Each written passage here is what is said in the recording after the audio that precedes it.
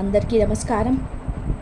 రేపే అక్షయ తృతీయ. అక్షయమైన ఫలితాలను ఇచ్చే పవిత్రమైన రోజు. అయితే ఈరోజు రాత్రి వంటగదిలో గ్యాస్ పొయ్యి కింద ఈ ఒక్క వస్తువును పెట్టండి చాలు. లక్ష్మీదేవి నడుచుకుంటూ మీ ఇంటికి వస్తుంది. ధన సమస్యలన్నీ కూడా తొలగిపోతాయి. మీరు కోరుకున్నంత ఐశ్వర్యం వచ్చి పడుతుంది. మీకు తిరుగులేని రాజయోగం పడుతుంది. లక్ష్మీదేవి అనుగ్రహం ద్వారా ధనం మీ ఇంట్లో వర్షంలాగా కురుస్తుంది. మరి అక్షయ తృతీయ రోజు రాత్రి గ్యాస్ పొయ్యి కింద పెట్టవలసిన ఆ వస్తువు ఏమిటో ఇప్పుడు మనం ఈ వీడియోలో తెలుసుకుందాం. ఫ్రెండ్స్, అంతకన్నా ముందు ఈ వీడియోకి ఒక లైక్ కొట్టి మా ఛానల్ని సబ్స్క్రైబ్ చేసుకొని చదవడం మర్చిపోవద్దు. అక్షయం అంటే ఎన్నటికీ తరగనిది అని అర్థం. వాస్తవంగా ఇప్పుడు అక్షయ తృతీయ నాడు బంగారం, వెండి లాంటి విలువైన వస్తువులు కొనటం రివాజ్గా మారింది. కానీ అప్పో సప్పో చేసి ఈ పండుగ జరుపుకోకూడదు. గుర్తుంచుకోండి, ఈరోజు అప్పు చేస్తే అది అక్షయం అవుతుంది. వాస్తవంగా మన పెద్దలు ఈ అక్షయ తృతీయ నాడు విరివిరిగా దాన ధర్మాలు కార్యక్రమాలు చేసేవారు. ఎందుకంటే ఈరోజు చేసే జప తపములు దాన ధర్మములు అక్షయమవుతాయని శాస్త్రాలు చెప్తున్నాయి. మత్స్య పురాణం 25వ అధ్యాయం ప్రకారం ఈశ్వరుడు పార్వతీదేవికి సర్వకామప్రదమైన అక్షయ తృతీయ వ్రతం గురించి చెప్పాడు. వైశాఖ శుద్ధ తదియ నాడు చేసే ఏ వ్రతమైనా, జపమైన, హోమమైన, దానాదులైనా సరే, అనేక పుణ్య కార్యాచరణలైనా సరే దాని ఫలితము అక్షయమవుతుంది అని ఈశ్వరుడు పార్వతీదేవికి చెప్పాడు. అలాగే పుణ్య కార్యాచరణ వలన వచ్చే ఫలితం అక్షయమైనట్లే పాప కార్యాచరణ వల్ల వచ్చిన పాపం కూడా అక్షయమై అవుతుంది. ఈరోజు తృతీయ తిథి బ్రహ్మతో కలిసి ఉంటుంది. అంచేత విశేష పూజనీయమైనది. ఈనాడు ఉపవాస దీక్ష జరిపి ఏ పుణ్యకర్మను ఆచరించినా కూడా సత్సంబంధ ఫలం అక్షయంగానే లభిస్తుంది. ఈ తిథి నాడు అక్షయుడైన విష్ణువు పూజింపబడతాడు. అందుకే దీనికి అక్షయ తృతీయ అని పేరు. అక్షయ తృతీయ వైశాఖ మాసంలోని శుక్లపక్షంలోని తృతీయ తిథి నాడు చేసుకునే పవిత్రమైన హిందూ పండగ. దేశంలోని వివిధ ప్రాంతాల్లో దీనిని వైభవంగా నిర్వహిస్తారు. అనంతరం విజయం, ఐశ్వర్వాదం ఇచ్చే చెడు లేని రోజుగా దీన్ని పరిగణిస్తారు. అక్షయ తృతీయను హిందువులు చాలా బాగా పవిత్రమైన రోజుగా భావిస్తారు. వేద జ్యోతిషులు కూడా దీనిని మంచి రోజుగా పరిగణిస్తారు. ఎందుకంటే ఈ రోజుల్లో ఎలాంటి చెడు ఉండదు. అందుకే ఈరోజు ఏ పనిని ప్రారంభించేందుకైనా వారు వెనకడుగు వేయరు. అక్షయ అనే పదం సంస్కృతం నుండి వచ్చింది. ఎప్పటికీ తరగనిది అని దీని అర్థం. అందుకే ఈరోజు దేన్నైనా పూజ చేయడం వల్ల కలిగే ప్రయోజనాలు జీవితాంతం వస్తాయని నమ్ముతూ ఉంటారు. హిందూ జ్యోతిష శాస్త్రం ప్రకారం ఉగాది, అక్షయ తృతీయ, విజయదశమి ఈ 3 చంద్ర దినాలలో ఏదైనా శుభకార్యాలను ప్రారంభించడానికి లేదా పూర్తి చేయడానికి ఎటువంటి ముహూర్తం అవసరం లేదు. ఎందుకంటే అది అన్నీ కూడా చెడు ప్రభావాల నుంచి విముక్తినిస్తాయి. అక్షయ తృతీయ పండగ అదృష్టాన్ని, విజయాన్ని తెస్తుందని చాలామంది నమ్ముతూ ఉంటారు. అందుకే ఈరోజు చాలామంది బంగారం కొంటారు. అక్షయ తృతీయ నాడు బంగారం కొంటే ఐశ్వర్యం లభిస్తుందని నమ్ముతూ ఉంటారు. ఈరోజు బంగారం కొనుగోలు చేస్తే ఎప్పటికీ క్షీణించదని భావిస్తూ ఉంటారు. ఇక ఈ అక్షయ తృతీయ రోజు పేదలకు, దీనులకు కావలసిన వస్తువులను దానం చేయడం వలన వచ్చే జన్మలో సకల సంపదలు చేకూరుతాయని పెద్దలు చెప్తున్నారు. పేదలకు బట్టలు దానం చేయడం వలన రోగాలు తగ్గుతాయి. పండ్లు దానం చేస్తే జీవితంలోనూ, ఉద్యోగంలోనూ మంచి స్థితికి ఎదుగుతారు. ప్రమోషన్స్ వస్తాయి. మజ్జిగ దానం వలన విద్యలో అభివృద్ధి, పురోగమనం కలుగుతాయి. ఆహార ధాన్యాల దానం అపమృత్యు దోషాలను నివారిస్తుంది. పెరుగన్నం దానం జీవితంలోనే చేసిన దుష్కర్మలను దూరం చేసి చక్కటి అభివృద్ధిని ఇస్తుంది. అయితే అక్షయ తృతీయ రోజు గ్యాస్ స్టవ్ దగ్గర చిన్న పరిహారం చేస్తే మీ దశ తిరిగిపోతుందని పండితులు చెప్తున్నారు. లక్ష్మీ అనుగ్రహం కలగాలని అందరూ కోరుకుంటూ ఉంటారు. లక్ష్మీ అనుగ్రహం కలగాలి అంటే తప్పకుండా నియమాలను పాటించాలి. లక్ష్మీదేవికి శుభ్రత అంటే చాలా ఇష్టం. అందుకే మన పెద్దలు ఏ ఇల్లు అయితే శుభ్రంగా ఉంటుందో ఆ ఇంట్లో లక్ష్మీదేవి స్థిర నివాసం ఉంటుందని చెప్పారు. లక్ష్మీదేవి ఇంటికి రావాలి అంటే వంటగదిలో గ్యాస్ పొయ్యి విషయంలో కూడా చాలా జాగ్రత్తగా ఉండాలి. ముఖ్యంగా ఈ అక్షయ తృతీయ రోజు పళ్ళు తోముకోకుండా గ్యాస్ స్టవ్ దగ్గరికి వెళ్ళకూడదు. ఈరోజు పాచిముఖంతో స్టవ్ వెలిగిస్తే దరిద్ర దేవత మీ ఇంట్లో తిష్ట వేసుకొని కూర్చుంటుంది. కనుక ఈరోజు శుచిగా స్నానం చేసుకొని వంటగదిలోకి వెళ్ళండి. అదే లక్ష్మీప్రదం. అంతేకాదు అక్షయ తృతీయ రోజు ఆడవాళ్ళు మంచి ఆలోచన కలిగి ఉండాలి. మంచి ఆలోచనలతో మాత్రమే వంట చేయాలి. మీరు ఎంత మంచిగా ఆలోచిస్తే అంత వంటకం అంత పవిత్రంగా మారుతుంది. అటువంటి ఆహారాన్ని తిన్నవారు కూడా మంచి ప్రవర్తన కలిగి ఆరోగ్యంగా ఉంటారని శాస్త్రాలు చెప్తున్నాయి. చాలామంది ఇళ్లలోకి లక్ష్మి రాదు. ఎందుకంటే మనం గమనిస్తూ ఉంటాం, చాలా వరకు అనేక మంది వంటగదిని నీట్గా ఉంచుకోరు. ముఖ్యంగా గ్యాస్ పొయ్యిని తుడవరు. గ్యాస్ పొయ్యి మొత్తం జిడ్డు పట్టేసి కూర మరకలతో అసహ్యంగా ఉంటుంది. అయినా సరే ఆ ఇంటి వారు తుడవరు, బద్దకిస్తారు. గ్యాస్ పొయ్యి కింద కూడా శుభ్రంగా ఉండదు. గ్యాస్ పొయ్యి కింద గరిటెలను లేటర్లను తూసేసి మర్చిపోయి వదిలేస్తారు. మసిగుడ్డలను కూడా గ్యాస్ పొయ్యి కిందకి తోసేస్తూ ఉంటారు. కానీ ఇలా చేయకూడదు. గ్యాస్ పొయ్యిని ఎప్పటికప్పుడు తుడుచుకుంటూ జిడ్డు కూర మరకలు లేకుండా నీట్గా ఉంచుకోవాలి. గ్యాస్ పొయ్యి కింద కూడా ఎలాంటి వస్తువులను ఉంచకూడదు కూడా. మసిగుడ్డ కూడా పెట్టకూడదు. మసిగుడ్డని వేరే ఎక్కడైనా సరే పెట్టుకోవాలి, కానీ గ్యాస్ పొయ్యి కింద మాత్రం పెట్టకూడదు. ఈ నియమాలన్నిటినీ పాటిస్తేనే లక్ష్మీదేవి మీ ఇంటికి రావడానికి ఇష్టపడుతుంది. నియమాలు పాటించటంతో పాటు అక్షయ తృతీయ రోజు చిన్న పరిహారం కూడా చేయమని పండితులు చెప్తున్నారు. అసలు ఏం చేయాలి అంటే, అక్షయ తృతీయ రోజు ఆడవాళ్ళు రాత్రి పడుకునే ముందు ఒక చిన్న వైట్ పేపర్ తీసుకోండి. ఆ పేపర్లో కొంచెం చిటికెడు పసుపు వేయండి. ఆ పసుపులో 3 లవంగాలు కూడా వేయండి. అంటే మీ ఇంట్లో ఉన్న వంటగదిలో ఉన్నటువంటి పసుపు లవంగాలను ఈ పరిహారానికి వాడుకోవచ్చు.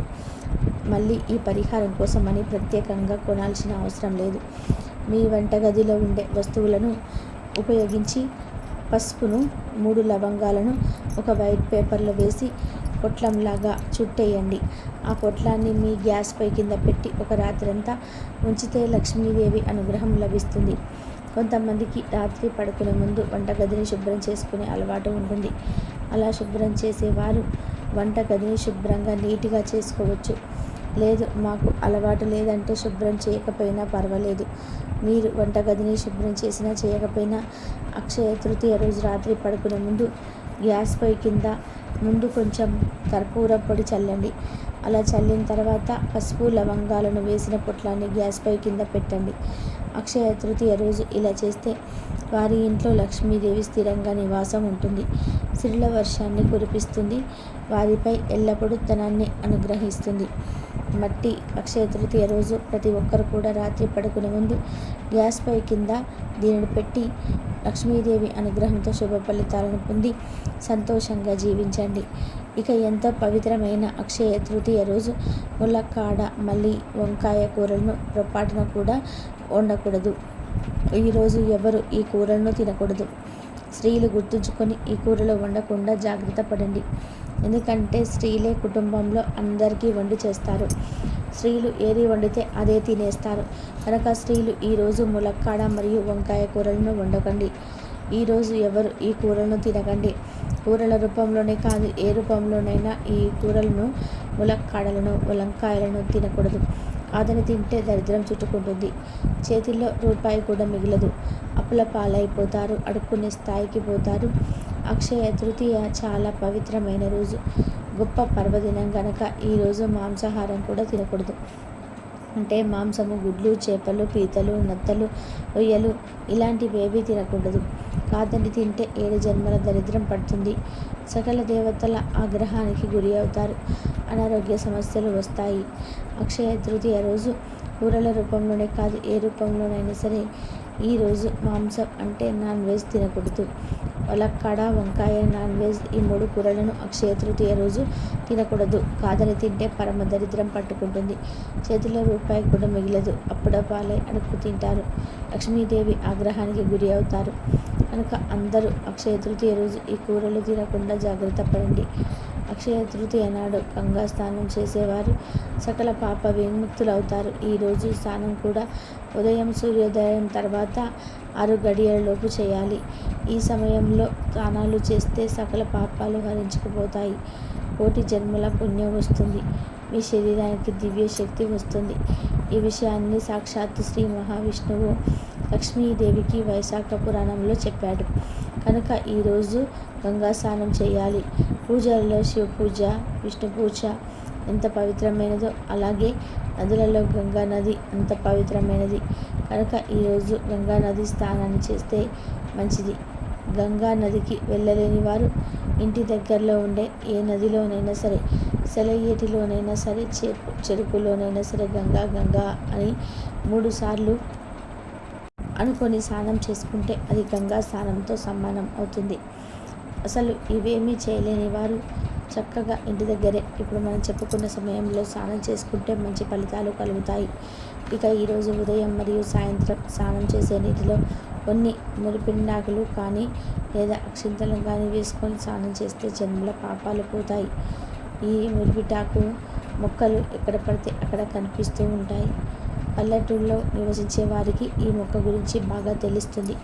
ఒకవేళ మీకు ఈ ఆకు గురించి తెలియకపోతే ఎవరైనా పెద్దవాళ్ళను కనుక్కొని తెలుసుకొని ఈ అక్షయ తృతీయ రోజు ఖచ్చితంగా ఈ ఆకును నీళ్ళలో వేసుకొని స్నానం చేయండి. ఈ మొక్క అసలు పేరు ముప్పిటాకు, అందరూ మురిపింటాకు అని పిలుస్తూ ఉంటారు. ఈ మొక్కలో అనేక ఔషధ గుణాలు ఉంటాయని కనుక అక్షయ తృతీయ రోజు ఆకుల నీటిలో వేసుకొని స్నానం చేస్తే అక్షయమైన ఫలితం వస్తుంది. దొరికితే మురిపిండాకు వేసుకొని చేయండి. అవి దొరక్కపోతే 2 వేళ్లకు వచ్చినన్ని అక్షింతలను స్నానం చేసే నీటిలో వేసుకొని స్నానం చేయండి.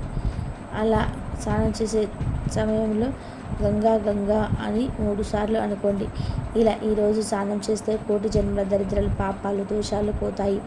స్త్రీలు ఈరోజు ఉదయం స్నానం చేసేటప్పుడు ముఖానికి కొంచెం మంగళసూత్రాలకు పసుపు రాసుకుంటే లక్ష్మీదేవి అనుగ్రహం కలుగుతుంది. కనుక అందరూ కూడా ఈరోజు ఇలా స్నానం చేసి శుభాలను పొందండి. అక్షయ తృతీయ పర్వదినం గురించి శ్రీకృష్ణుడు ఇలా చెప్పినట్టుగా దానాలలో ఉంది. పూర్వం ఒక దరిద్రుడు, ప్రియవాది, సత్యవంతుడు, దేవగురువు, జనభక్తుడు అయిన కోమటి ఉండేవాడు. అతను ఒకనాడు వైశాఖ మాస శుక్లపక్ష తదియ మహత్యాన్ని పెద్దల ద్వారా విని అక్షయ తృతీయ నాడు గంగా స్నానం చేసి ఇంటికి వచ్చి దేవపూజ చేసి లడ్డూలు, విసరణ కర్రలు దానం చేశాడు. ఆ కోమటి తర్వాత జన్మలో కుశవతి నగరంలో ఒక ధనవంతుడైన క్షత్రువుని ఇంట్లో పుట్టాడు. ఆ జన్మలో కూడా అతడు దాన నిరతిని వీడలేదు. అంతగా దానం చేస్తున్న అతని సంపద క్షయం కాకుండా అక్షయం అవుతూ ఉంది. ఇదంతా అక్షయ తృతీయ వ్రతాచరణ ప్రభావం వల్లదే. ధర్మరాజుకు శ్రీకృష్ణుడు ఈ వ్రత విశేషాల గురించి చెప్పాడు. యుగంలో కృతయుగ తీర్థాల యుగని గంగాజలం, దానాల్లో జలదానం, మాసాల్లో వైశాఖం శ్రేష్టమని స్కంద పురాణాలు చెబుతున్నాయి. వైశాఖ మాసంలో విశిష్టమైన పర్వదినాలు ఎన్నో తారసపడ్డాయి. వైశాఖం బహువిధ దానాలకు ప్రత్యేకమైనదిగా చెప్తారు. వైశాఖ శుక్ల తదియ నాడు చేసే దానాలు అక్షయమైన ఫలితాలు ఇస్తాయని శాస్త్రం చెబుతున్నది. దీన్ని అక్షయ తృతీయ అని పిలుస్తూ ఉంటారు. పౌరాణిక జ్ఞాతలను అనుసరించి అక్షయ తృతీయకు ఎన్నో ప్రత్యేకతలు ఉన్నాయి. వైశాఖ శుద్ధ తృతీయ నాడు కృతయుగం ప్రారంభమైనట్టుగా పురాణాలు చెబుతున్నాయి. కృతయుగాది అక్షయ తృతీయగా వ్యవహరించబడుతుంది. అక్షయ తృతీయ నాడు శ్రీ మహావిష్ణువుకు 6వ అవతారమైన పరశురాముడు జన్మించినట్టుగా పురాణాలు చెబుతూ ఉన్నాయి. కృష్ణుడి శ్రీ సమానమైన అవతారం వల్ల రాముడు కూడా జన్మించింది ఈరోజే. త్రేతాయుగం మొదలైన పుణ్యతిథి కూడా ఈరోజు ఉండదు. పార్వతీదేవి, అన్నపూర్ణాదేవి అవతరించింది కూడా ఇదే రోజున నమ్ముతూ ఉంటారు. శ్రీకృష్ణుడు కుచేలుడికి సంపదను ప్రసాదించింది ఈరోజే. ద్రౌపది వస్త్రాపహరణం సమయంలో కృష్ణుడు అంతులేని చీరనిచ్చింది కూడా ఇదే రోజు. అరణ్యవాసంలో పాండవులకు సూర్యుడు అక్షయ పాత్రను అనుగ్రహించిన రోజు కూడా ఇదే. ఒక పెదరాళ్ళు తన జోలలో వేసిన ఉసిరికాయని స్వీకరించి ఆయన స్థితిగతుల వాతృత్వాన్ని గుర్తించి జగద్గురువు ఆదిశంకరాచార్యులు అమ్మవారిని ప్రార్థించి ఆమె ఇంట బంగారు ఉసిరికాయ లేవని మురిపించింది కూడా వైశాఖ తదినాడే. కనకదార సూత్రాన్ని చాందికి అనుగ్రహించిన పర్వదిన శివుని జటాజుటం నుండి విడుదలైన గంగా భూలోకానికి చేరిన రోజు కూడా ఇదే నమ్మకం. వినాయకుడి సాయంతో వేసమహర్షి మహాభారతం ఇతిహాసాన్ని రాయపెట్టిన సందర్భం కూడా అని చెబుతూ ఉంటాడు. అక్షయ తృతీయ రోజే శివుడి అనుగ్రహంతో కుబేరుడిగా సంపదలకు రక్షకుడిగా నియమితుడు అయ్యాడు. మహావిష్ణువు లక్ష్మీదేవిని పెళ్లి చేసుకున్న మంచి రోజు కూడా ఇదే. పూరి రథ నిర్మాణం మొదలవుతుంది. కుంభకరైన పుణ్యక్షేత్రాల్లో ఈనాడు ప్రత్యేక పూజలు జరుగుతూ ఉంటాయి. ఇలా ఒకటా రెండా చెప్పుకుంటూ వెళ్తే అక్షయ తృతీయను ఘనంగా జరుపుకోవడానికి ఇలాంటి అక్షయతృమైన పవిత్ర ప్రాబ్లమ్స్ కనిపిస్తూ ఉంటాయి. ఇటువంటి పవిత్రమైన పర్వదినం రోజున ఏ శుభకార్యాన్ని నిశ్చయంగా జరుపుకోవచ్చు. ఈరోజు వారము వజ్రములు రాహుకాలం వగైరాలతో నిమిత్తం లేకుండా శుభకార్యాలను జరుపుకోవచ్చు. అక్షయ తృతీయ రోజున ఎంత మంచి, అందుకే అక్షయమైన ఫలితం వస్తుంది. మంచి పని చేసిన చెడు పని చేసిన అక్షయ ఫలితం వస్తుంది. ఇదండి ఈరోజు వీడియో. ఆ వీడియో కనుక మీకు నచ్చినట్లయితే ప్లీజ్ లైక్ చేయండి, షేర్ చేయండి, సబ్స్క్రైబ్ చేయండి. మరొక మంచి వీడియోతో మళ్ళీ కలుద్దాం. కాబట్టి అక్షయ తృతీయ రోజు బంగారం కొనకపోయినా ఈ విధంగా చేసుకోండి. ఆయురారోగ్య అష్టైశ్వర్యాలతో ఉండండి.